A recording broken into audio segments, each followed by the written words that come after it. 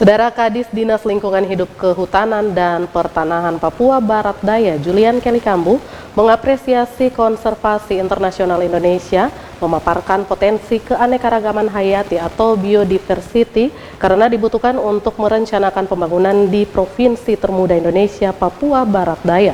Keunggulan keanekaragaman hayati ekosistem dan keanekaragaman hayati spesies serta keanekaragaman hayati genetik yang dipaparkan sejumlah narasumber bagi Kepala Dinas Pemuda Olahraga Pariwisata dan Ekonomi Kreatif Papua Barat Daya, Yusdi Lamatenggo, butuh komitmen kuat untuk dikembangkan sebagai potensi wisata sebagaimana dijelaskan dalam wawancara berikut ini. Pak Kelly, apa yang mendesak sehingga dianggap penting dilakukan diseminasi keanekaragaman hayati ini? Ya, yang pertama kita harus punya data keanekaragaman hayati yang ada di wilayah Papua Barat Daya. Kita harus pastikan itu dulu. Yang kedua, dari hasil kajian ini kita akan menuangkan itu ke dalam kebijakan daerah Papua Barat Daya, tentunya melalui RT RW yang akan dibangun dibuat nanti. Sehingga kita implementasikan setiap sektor itu harus memperhatikan mengarusutamakan keanekaragaman hayati dalam berbagai kebijakan pembangunan. Ya, kita sebagai operator yang melaksanakan pembangunan ini harus tahu bahwa kita berada pada kawasan dengan tingkat keanekaragaman hayati yang tinggi. Sehingga perlu kita hati-hati di dalam mendesain perencanaan pembangunan jangka pendek maupun jangka panjang. Karena semua ini untuk generasi dan anak cucu kita ke depan. Kalau kita melihat di paparan tadi bahwa keanekaragaman hayati ini tinggi itu bukan hanya di dalam kawasan produksi, hutan konservasi, hutan hidup, tetapi juga ada di luar kawasan-kawasan itu dan cukup tinggi. Nah, ini di luar ini kan akan digunakan untuk pembangunan jalan, pembangunan infrastruktur, pemberdayaan masyarakat, dan semua ini mereka harus paham bahwa tempat di mana mereka bangun itu memiliki nilai keanekaragaman hayati yang tinggi. Bukan hanya di darat, di laut juga demikian. Bagaimana menindaklanjuti hasil diseminasi hayati ini sebagai pegangan bagi daerah-daerah bawahan di Papua Barat Daya? Kita sudah berbicara dengan manajer konservasi Indonesia bahwa hasil rumusan ini akan dibuatkan dalam buku. Buku ini kita bukan hanya bagi kabupaten kota, tetapi kepada sekolah-sekolah. Generasi anak cucu kita yang ada di TK, SD, SMP, SMA, perguruan tinggi, mereka harus tahu bahwa inilah keanekaragaman hayati kita, kebanggaan kita, milik kita. Jangan sampai mereka hidup di tanah Papua, kemudian mereka tidak tahu tanah Papua itu punya potensi keanekaragaman hayati yang punya nilai jual. Pak Yusdi, bagaimana konsep pengembangan pariwisata yang memungkinkan potensi keanekaragaman hayati bisa berkontribusi memajukan daerah bawahan di Papua Barat Daya? Suatu daerah menjadi destinasi wisata itu biasanya minimal ada 3 syarat. Kita menyebutnya ada rumus 3A. Di A yang pertama itu ada akses. Akses itu bisa macam-macam, bisa akses udara, bisa darat, ya, laut. Itu secara fisik ya bisa kita berkunjung atau mengunjungi satu tempat.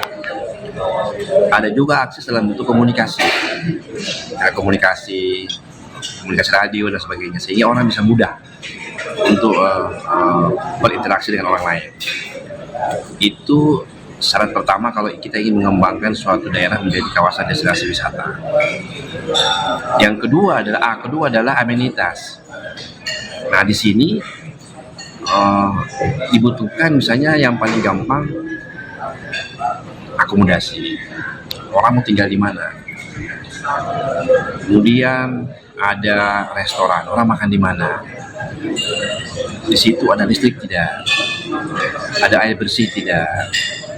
Ada sarana perbankan atau sarana keuangan ada nggak sih? Kemudian ada lagi mungkin hal-hal yang lain, biasanya ada nggak di situ kios-kios cenderamata dan sebagainya. Jadi intinya adalah segala macam sarana yang dibutuhkan oleh wisatawan.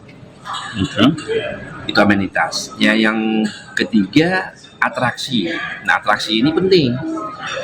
Ini macam-macam juga. Ada yang atraksi alam, ada yang atraksi budaya, ada yang atraksi buatan. Nah, kalau kita di Papua misalnya atau di kawasan timur itu memang potensi atraksi alam itu sangat besar. Kita dianugerahi Tuhan dengan potensi hutan, potensi alam laut yang luar biasa gitu. Dan itu sudah diakui di mana-mana gitu. Ada juga yang atraksi budaya. Budaya ini menyangkut sosial budaya masyarakat. Ini juga menarik karena di Bali misalnya atau di beberapa tempat yang bisa mengembangkan wisata, malah yang nomor satu itu bagaimana orang mau lihat budayanya. Makanya disebut atraksi budaya. Nah, yang ketiga ada atraksi buatan. Yang buatan ini ya seperti theme park atau apa lain yang memang sengaja dibuat untuk menjadi budaya wisata. Nah, ini syarat yang harus dimiliki oleh suatu kawasan atau daerah kalau dia ingin mengembangkan pariwisata. Bagaimana pariwisata Raja Ampat yang sudah mendunia bisa diadopsi daerah bawahan Papua Barat Daya? Sesuai pengalaman Anda sebagai mantan Kepala Dinas Pariwisata Raja Ampat. Wisata itu tidak boleh hanya dikerjakan oleh Pemda saja. Wisata tidak boleh hanya dikerjakan oleh Dinas Pariwisata saya, tapi semua sektor, semua stakeholder harus betul-betul bergandengan tangan membangun pariwisata. Tanpa dukungan semua stakeholder, wisata nggak akan berkembang. Nah, Raja Ampat misalnya, Raja Ampat itu dari dulu memang salah satu upaya kita untuk mendorong pariwisata adalah mulai kita membuka akses ke Raja Ampat. Alhamdulillah sekarang sudah cukup lancar. Amenitas sudah mulai tumbuh berkembang di Raja Ampat. Hotel, restoran, homestay, resort itu tumbuh berkembang di Raja Ampat. Ini menjadi sangat penting untuk wisatawan. Tanpa itu nggak ada. Telekomunikasi, listrik, air bersih, semua kita siapkan. Ditambah dengan atraksi alam yang luar biasa. Sekarang di Raja Ampat teman-teman kita masyarakat akan mendorong ke sisi budaya, akan didorong sehingga budaya menjadi komplemen penting untuk wisata Raja Ampat. Jadi kunci keberhasilan pariwisata bagi Anda itu apa? Political will, nomor satu. Maju mundurnya wisata di suatu tempat tergantung kebijakan pemerintah daerah setempat.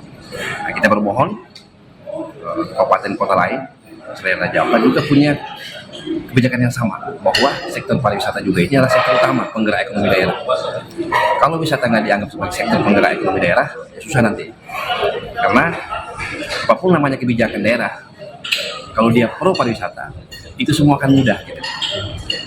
Kalau kebijakannya masih kurang, ya berarti otomatis susah untuk mengembangkan pariwisata. Kenapa Raja Ampat berkembang seperti kali ini? Karena memang political will pemerintah daerah luar biasa untuk pariwisata. Malah di RPJMD Raja Ampat sudah menyebutkan bahwa pariwisata dan kelautan itu adalah sektor utama daerah. Kepala Dinas Lingkungan Hidup, Kehutanan dan Pertanahan Papua Barat Daya Julian Kelikambu dan Kepala Dinas Pemuda Olahraga Pariwisata Ekonomi Kreatif Papua Barat Daya Yusdi Lamatengo. Terima kasih sudah berbagi di CWM News.